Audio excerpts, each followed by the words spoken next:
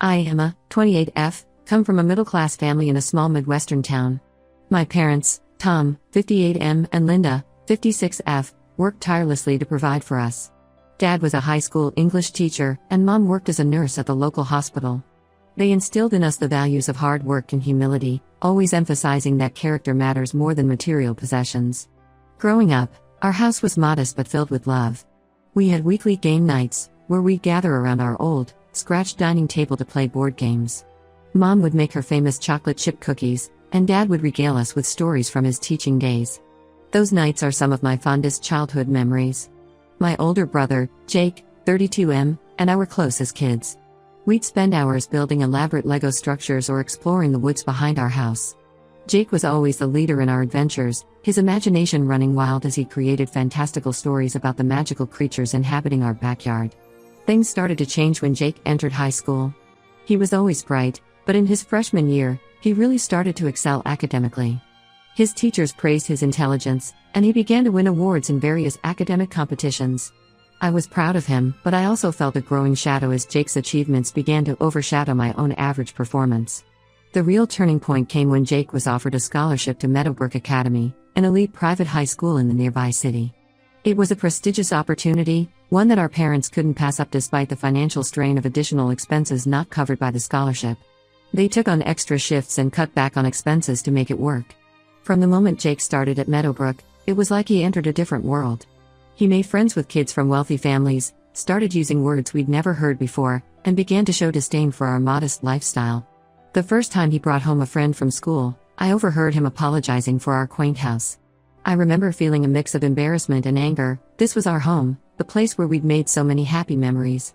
As Jake's high school years progressed, the divide between us grew wider. He rarely joined our family game nights anymore, always claiming he had too much homework or plans with his new friends. When he did join us, he'd make snide comments about how provincial our traditions were. It hurt to see the brother I once idolized turning into someone I barely recognized. Despite the changes in Jake, our parents continued to praise his every achievement. They'd proudly tell anyone who'd listen about Jake's perfect grades, his position as captain of the debate team, and the prestigious universities that were already showing interest in him. Meanwhile, my solid B average and participation in the school choir barely seemed to register. I tried not to be resentful, throwing myself into my own interests. I joined the school's baking club and discovered a passion for creating delicious treats. The kitchen became my sanctuary, a place where I could express myself and feel proud of my accomplishments. Mom would sometimes join me, and those moments in the kitchen became our special bonding time. After high school, Jake got into an Ivy League university on the East Coast. The day his acceptance letter arrived, our parents threw a big celebration. They invited the whole extended family, and Jake basked in the attention. I remember standing in the corner of our living room, watching his relatives fawn over Jake, feeling invisible. I stayed local for college, attending the state university just an hour's drive from home. I worked part-time at a local bakery to help pay for my education and to contribute to our household. Jake rarely came home during his college years, always claiming he was too busy with internships or networking events. When he did visit, he'd regale us with stories of his important connections and the luxurious lifestyle of his college friends. After college, Jake landed a job at a prestigious consulting firm in New York City. He moved into a sleek apartment in Manhattan, his life seeming more and more like something out of a glamorous TV show. Meanwhile, I had started working full-time at the bakery where I'd worked during college, slowly saving up money with dreams of opening my own place someday. Fast forward to now. I've finally achieved my dream of opening my own small bakery in our hometown. It's been open for a year, and while it's not making me rich, it's doing well enough that I've been able to hire 2 part-time employees and even help our parents with some of their expenses. Mom and Dad have been supportive, often stopping by to sample new recipes or just to chat during slow afternoons. Jake, on the other hand, has continued to climb the corporate ladder. He's now a senior consultant, constantly posting on social media about his business class flights, fancy client dinners, and expensive watches. His visits home have become even rarer, and when he does come, he spends most of the time on his phone or complaining about how there's nothing to do in our backwater town. Last month, our cousin Amy, 25F, got married. Amy and I have always been close. She'd often join me in the kitchen during family gatherings, and we'd gossip while frosting cupcakes or kneading bread dough. When she asked me to make her wedding cake, I was honored and spent weeks perfecting the design. The wedding was a big family event, held in the renovated barn of Amy's fiancé's family farm. It was a beautiful, rustic affair with fairy lights strung across wooden beams and wildflowers in mason jars on every table. I arrived early to set up the cake and help with last-minute preparations. Jake showed up just before the ceremony, dressed in an expensive designer suit that looked comically out of place in the barn setting. Throughout the reception, he kept making loud comments about how quaint and folksy the wedding was, his voice dripping with condescension. I saw the hurt looks on Amy's and her new husband's faces, but they were too polite to say anything. I tried to ignore Jake, focusing instead on celebrating Amy's special day. But things took a turn when Jake had a bit too much to drink. He started flirting aggressively with one of the bridesmaids, Sarah, 24F, who happened to be Amy's best friend since childhood. Sarah was clearly uncomfortable, trying to politely excuse herself, but Jake wouldn't take the hint. At one point, Jake stumbled and spilled his red wine all over his expensive white dress shirt and suit jacket. He started making a scene, loudly complaining about how much the suit cost and demanding that someone clean it for him. People were staring, and I could see Amy looking upset on what was supposed to be her perfect day. Part of me wanted to help Jake, to save him from embarrassing himself further and ruining Amy's wedding. But another part of me felt like he deserved to face the consequences of his actions for once. So, I stayed where I was, pretending not to notice the commotion. Things escalated when Jake tried to approach Sarah again. He tripped over his own feet and fell face first into the wedding cake, the three-tiered masterpiece I had spent weeks perfecting. The entire room went silent. Jake was covered in cake and frosting, looking absolutely ridiculous in his ruined designer suit. He looked around the room, his eyes landing on me. I could see the silent plea for help in his eyes, a glimpse of the brother I used to know peeking through his drunken haze. But I turned away, leaving him to deal with the mess he'd created. Our parents rushed to Jake's aid, helping him up and quickly ushering him out of the reception hall. I stayed behind to help Amy and her new husband salvage what was left of their wedding celebration. We managed to save the bottom tier of the cake, and Amy was gracious enough to laugh off the incident, saying it would make for a memorable wedding story. But as I watched Amy cut into what remained of the cake I poured my heart into, I couldn't help but feel a mix of emotions: anger at Jake for his behavior, guilt for not helping him, and a deep sadness for how far apart we'd grown. Am I the asshole for not helping my brother in his moment of humiliation, even though he's been insufferable for years? Should I have put aside my resentment and stepped in to help him? Or was it right to let him face the consequences of his actions for once? Update 1: It's been about a month since Amy's wedding, and a lot has happened. I thought I'd update you all on the situation with Jake and how things have unfolded in our family. The day after the wedding, I woke up to a barrage of angry texts from Jake. He accused me of abandoning him and making him look like a fool. Some of his messages were barely coherent, a mix of drunken typos and bitter accusations.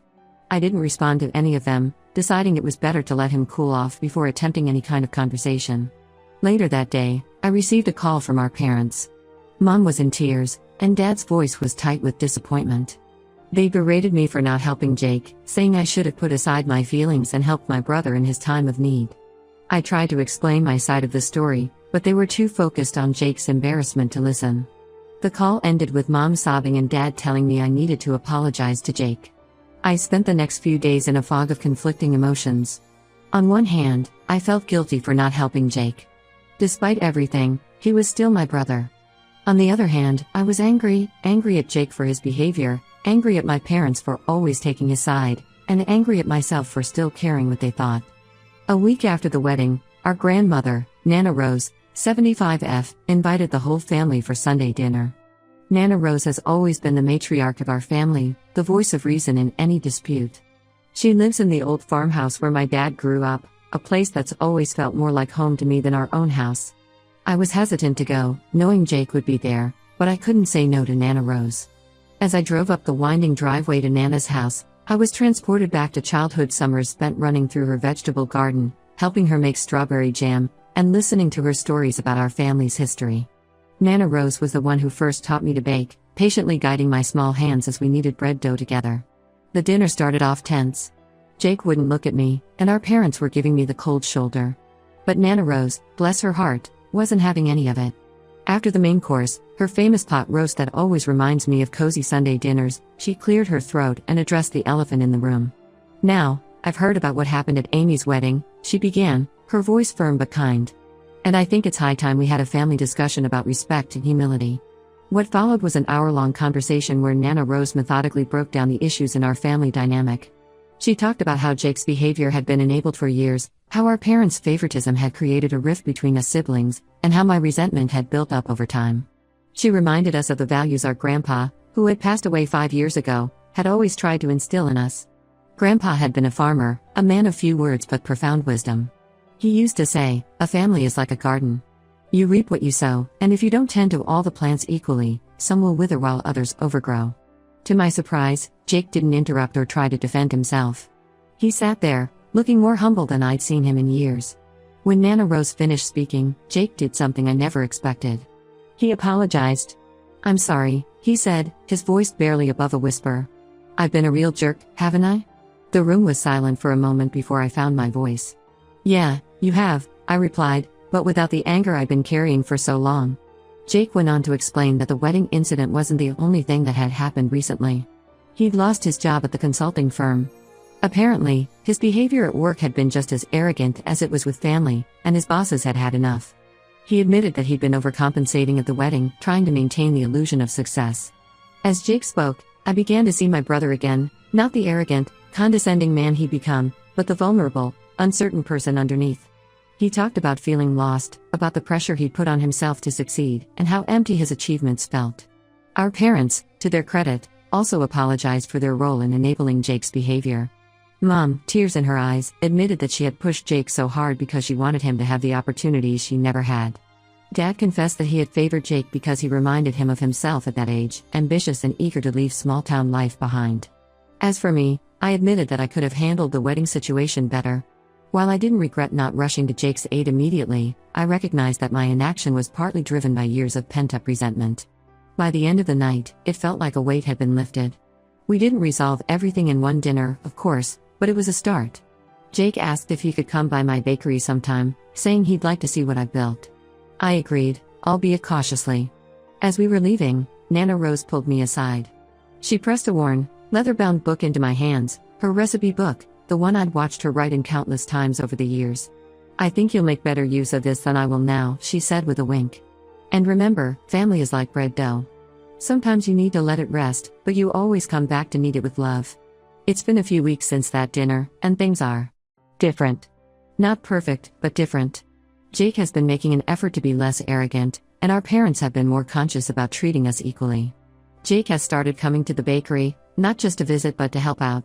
He's terrible at baking, but he's trying, and that means more to me than I can express. As for me, I'm trying to let go of some of my old resentments. It's not easy, years of feeling second best don't disappear overnight. But I'm working on it, one day at a time.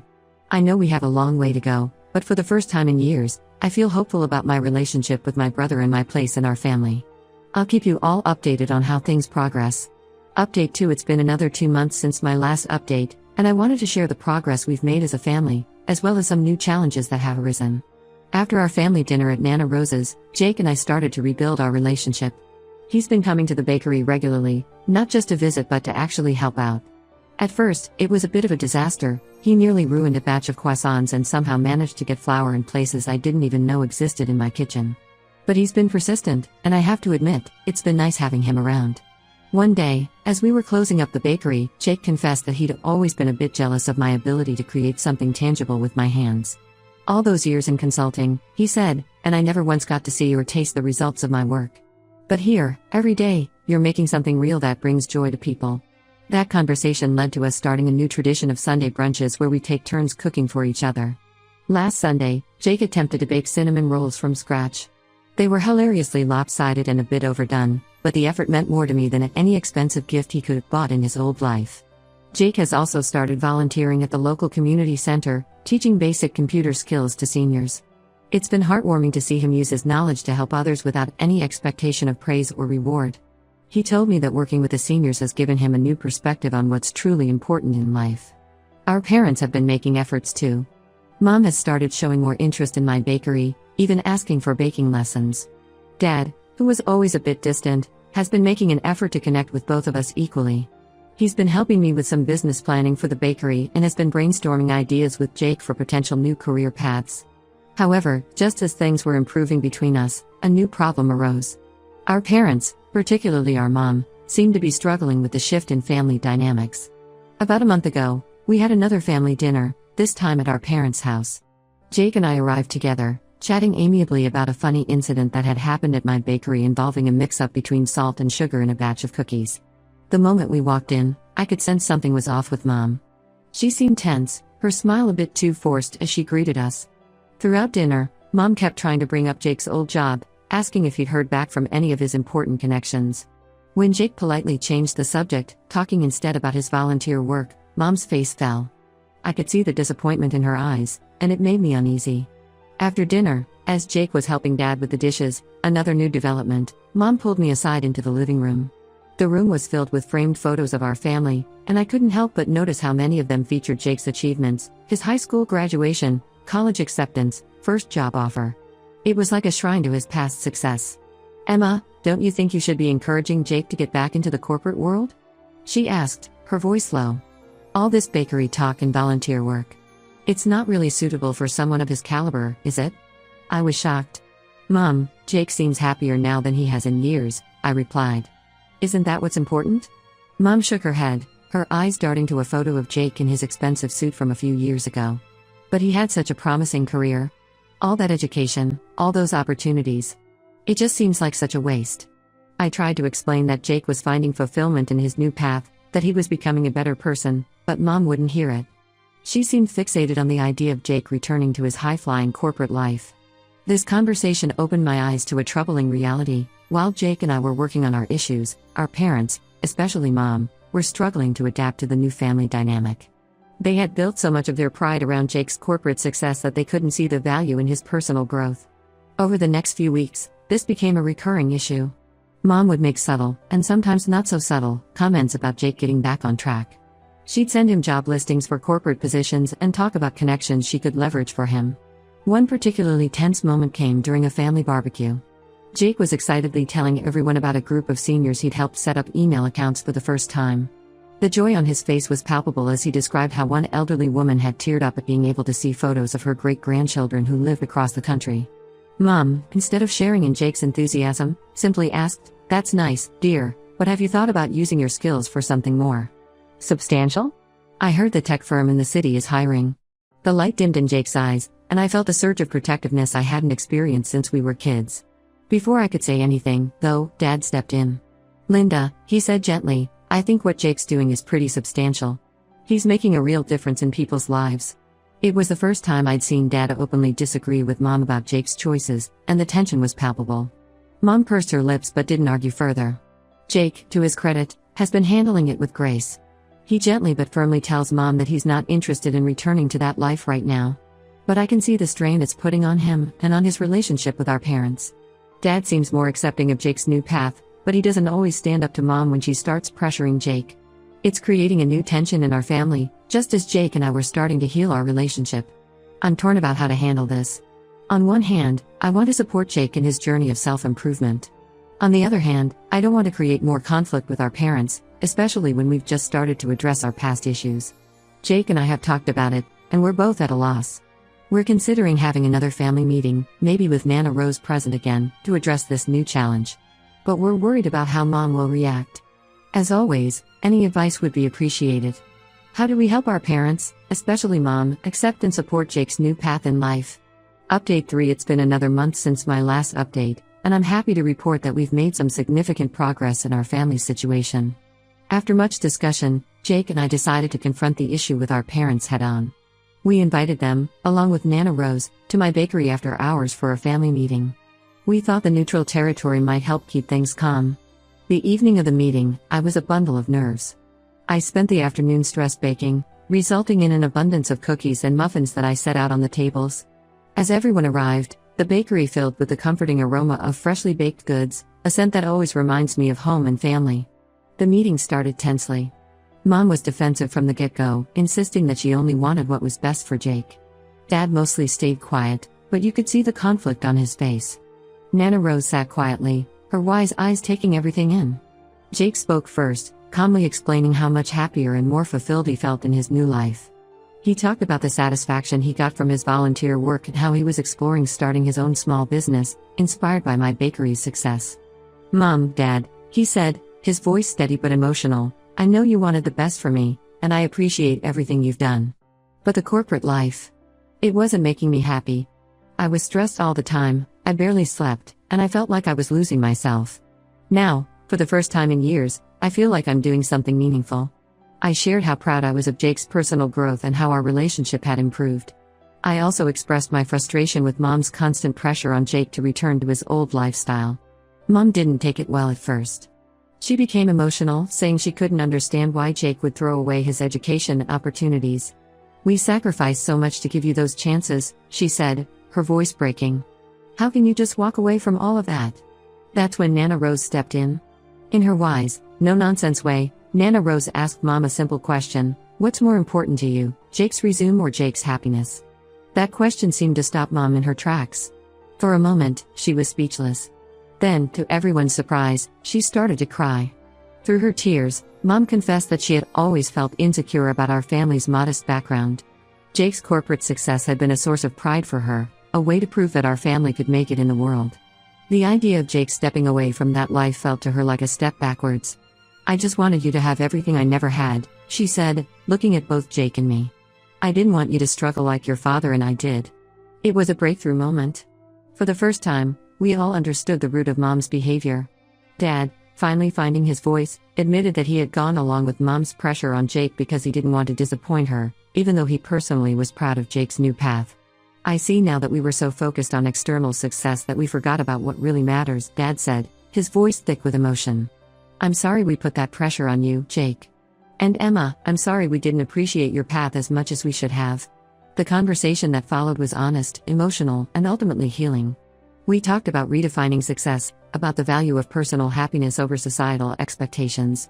Mom began to see how her actions, though well-intentioned, had been harmful. Nana Rose shared stories about our family's history, about great-grandparents who had weathered the Great Depression, about Grandpa's decision to become a farmer despite his own parents' disapproval. "Our family's strength," she said, "has always been in our ability to forge our own paths and support each other, no matter what." By the end of the night, we had come to some important agreements. Our parents would respect Jake's choices and not pressure him about his career. We would have regular family meetings to check in and address any issues before they became major problems. We would all work on expressing our feelings more openly and honestly with each other. We would focus on supporting each other's happiness rather than trying to live up to external expectations. As we were cleaning up, Mom approached me. She picked up one of the cookies I'd baked earlier and took a bite. "These are wonderful, Emma," she said softly. "I'm sorry I haven't appreciated your talent as much as I should have. Would you be willing to teach me how to make these?" That simple request felt like the beginning of a new chapter in our relationship. In the weeks since that meeting, things have improved dramatically. Mom has stopped sending Jake job listings and has even started showing interest in his volunteer work. Last week, she surprised us all by asking Jake to teach her some basic computer skills, just like he does in his classes at the community center. Dad has become more vocal in his support of both Jake and me. He's been helping me with some business planning for my bakery and has been brainstorming ideas with Jake for his potential new business venture. As for Jake and me, our relationship continues to grow stronger. Our Sunday brunches have become a highlight of my week. Last Sunday, Jake attempted to bake a pie from scratch using one of Nana Rose's old recipes. The crust was a bit tough and the filling was runny, but we laughed together as we ate it, making plans for his next baking attempt. There are still moments of tension, old habits that slip through now and then. But now, instead of letting them fester, we address them openly and work through them together. I know we still have work to do, but I'm incredibly proud of how far we've come as a family. Jake's embarrassing moment at Amy's wedding, as unfortunate as it was, turned out to be the catalyst for real, positive change in our lives. Thank you all for your support and advice throughout this journey. Your perspectives helped me navigate these challenging family dynamics. While we're not perfect, we're learning and growing together, and that's what really matters.